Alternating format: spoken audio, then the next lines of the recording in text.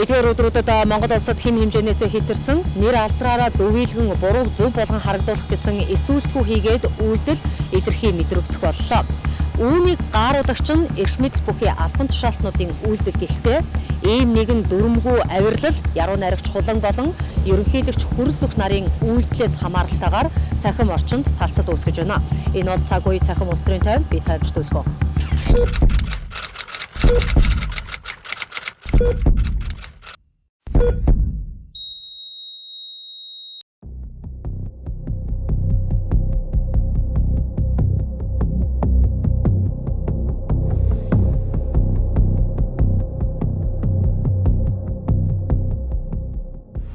Задаггүй юмс эх орон ярьж замбраагүй мөртнүүд эмх цэрцгийг эренбэлсэн цөв нийгэм гал морин жилд шугтарч сайн цаг үнэн зөвийн үүд хаалга нэгдээсээ хэмээн хүсэмжлэгчид олон болжээ. Дэлхийн том 3 жанжлагчдын 3 талын ашиг сонирхлын нөлөөнд Монгол улс хавчуулагдсан оршиж байна. Ийм игзэгтэй хийгээд нэн аюултай нөхцөлд эрх мэдэл атхан суугаа бүлэг этгээдүүдийн нэр алдраа өсгөх гэсэн явцуурлаас болж бодлогогүй мугуу чийдвэрүүд олонтоо гарах боллоо. Үндэстэн улсад хүний эрхээс илүүтэй улс орны язгуур эрх ашиг аюулгүй түвшинд хангагдах нь сая хүнийхээ эрхийг баталгаажуулах нөхцөлийг бүрдүүлт юм. Манай улс ийм түвшинд бодлого томьёолж чадаагүй учраас жир иргэдэн эгэлгүй олонтойнч бусдын ол зуулах амархан болжээ.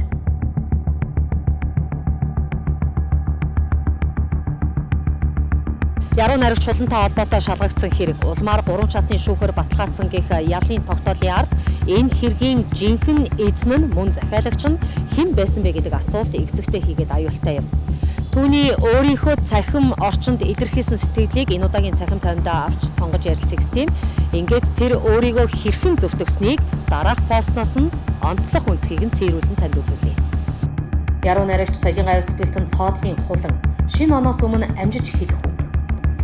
2025 он эрх чөлөөний он байв. Уршуул уучлал бус улс төрийн ойлголцол хүсч хэрэг дахин хянуулж гэм буруу хүлээлгүй гарч ирсэнд минь Тичаадан Хуланг цаазал эх орносоо урагч гэж орилогч цусан нүцтнүүдэ мэдэж авцгаа. Надтай холбоотой мэдүүлэг өгөхдөө Хулан төрийн нууцтай танилцаагүй, задлаагүй, гадагш гаргах үндэслэлгүй гэж яг үннээр нь хэлсэн. Зандаа хүүгийн энх бол бусад зүйлд мөн л үннээр үтсэн амар жаргалын ганс үг болон шүүхээс үүнийг нотлон тогтоосон нэр бүхий хүнд баярлалаа. Би хинээс ч юунаас ч урваагүй ба зөвхөн түр шашны төлөө үзэл бодол үгээ хэлсээр ирсэн. Миний хэрэгтэй нухацтай танилцаж шийдвэр гаргасан ухнаагийн Хүрсүх танд түмэнтэй баярлалаа. Та төрийн эцэг шиг байж үнэхээр чадсан. Цаашид ч ядарсан түмэндээ гараа суугаарай. Төрийн тусгай байгууллагын эрх мэдлийг хэн нэг албан тушаалтан хувьдаа ашигласан. Магадгүй гадныханд иргэнэ хайж өгсөн мэт үйлдэлийг таслан зогсоосон соргог чадварлаг тагнуулынхандаа баярлалаа. Өөрөөр яаж ч тайлбаршгүй гэжээ.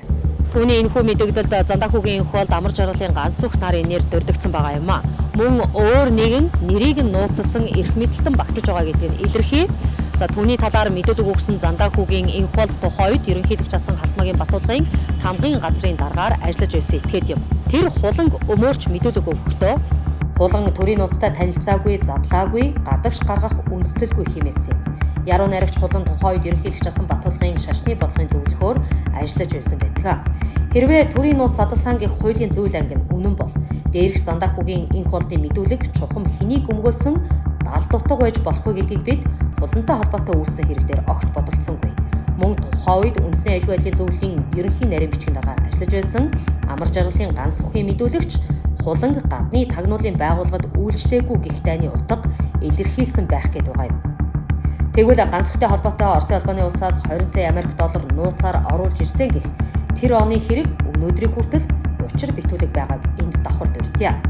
Эзнийхээ зааврыг үг дуугээ дагдаг цоохор дээлтийн хоёр тижээвэр хоёулаа төрийн нууцтай холбоотой сэдвээр үгүйсгэсэн мэдүүлэг өгсөн нь чухамдаа Монголын бурхан шашны нууцаар тухайн үеийн төрийн удирдлагууд хин гихч гинэнгээр нь дамжуулан ямар мэдээллийг урд туршид гартуулан өгсөн бэ хэмээн эрхгүй хардаж бодохоос аргагүй асуулт руу эрлийг чиглүүлэх учиртай.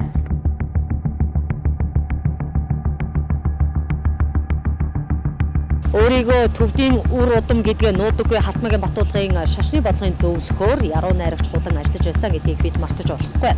Батуулгын хүний нөөц нь хэн хэдэн жилийн ял үүрэх чадaltaй вэ гэх сонголтоос бүрддэг учраас яруу найрагч Хулангийн мэдэгдэл дурддагсанчлан төрийн тусгай байгууллагын эрх мэдлийг хэн нэгэн албан тушаалтан өөртөө хувьдаа ашигласан гадныханд иргэнээ хайж өгсөн мэт үйлдэлийг гэх санаатай цогсон утга багтсан байж болох талтай. Энэ нь хулангийн хувь хүний үзэл бодлын ялгаатай хандлага дээр дөрөөлөн түүнийг гадны тагнуулын байгууллагад өгөөш болгон шидэж, жинхэнэ хэргийн эзэн өөрөө өөрийгөө ялаас мултлах ажиллагааг Монголын тагнуулын байгууллагатай хамтран гүйцэтгэсэн байж болзошгүйг илтгэж байна. Тэгээд ч аргаар богдыг тодруулан зассан хэрэг танаа улсын аюулгүй байдлын албад тийм ч ач холбогдол өгөөгүй тодорхой харагддаг. Мөн шарын шашинд жанжлагч байхыг хүсэмжлэгч бүгд найрамдахтад ард улсын зүгээс ирэх хүмүүнлэг тулгалтад бид зээл тусламжийнхаа юаны дүнгээр боомлуулах дайнд улс орноо авч явж байгаа нь худлаа биш.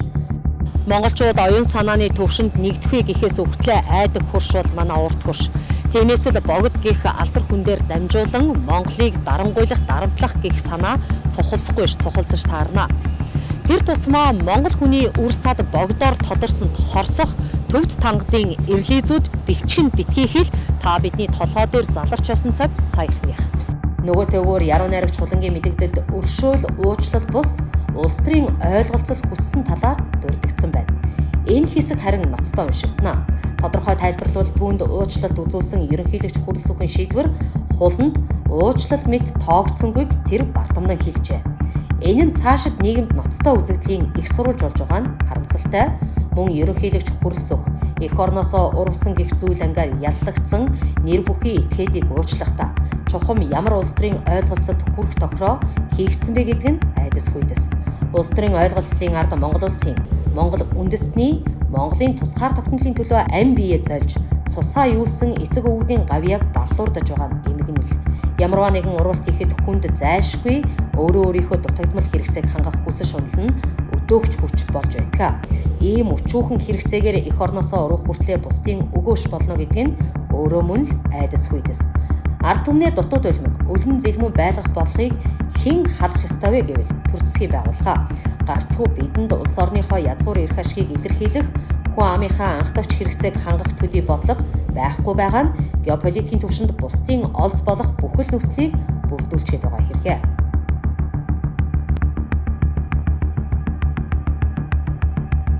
Энэ бүх эдрийн эргэлзээг үүсгэсэн ерөнхийлөгч Ухнагийн хүрэлцэг танаас Монголын ард түмэнд тайлбар нэхэх хэрэгтэй. Улс төрийн ойлголцол гэдгийн ард чухам хин гихч улсын ашиг сонирхлыг хүлээн зөвшөөрсөн байна. Монгол гэдэг айлын хүүхдүүд ямархан хэмжээнд өлөн зэл мөн дутуу гундуу өсч байгааг олж харах мэлмий танд бий юу? Задаггүй юмсан эх орон ярддаг болж замраагүй мөртнүүд нь эмх цэгцийг эренбэлдэг зөвхөн нийгэм болжээ. Энэ нийгмийг бүтээлцэхэд таны оролцоо байсан мөн тантай улс төрийн ойлголцод хүрсэн байж болзошгүй Жемхо Батулга урт хуршийн хэн нэгэн этгээдүүдийн хуйлдааны талаар та тайлбарлах үүрэгтэй. Улс төрийн ойлголцол гэдгээс ч болоод айл гэрийн хүүхдүүд, Монгол гэрийн хүүхдүүд гэрээ шатааж болно гэдэг ухамсартай боллоо. Хэргийн учир хуландаа биш, харин түүний ард улс төрийн ойлголцолд хүрсэн эрх мэдлэгнүүдэд учир бий. Зарим талаар энэ хэрэг эх орон чөлсийг нухчин дарах үзэгдэл байхыг үгүйсэх аргагүй. Гэхдээ уучлалт үзүүлнэ гэдэг нь шүүхээр ноогдуулсан ялыг цагаатгсан хэрэг огтхонч бишээ гэдгийг ухамсарлах зайтай амьдрахыг яруу найрагч хулан танд давхар дай.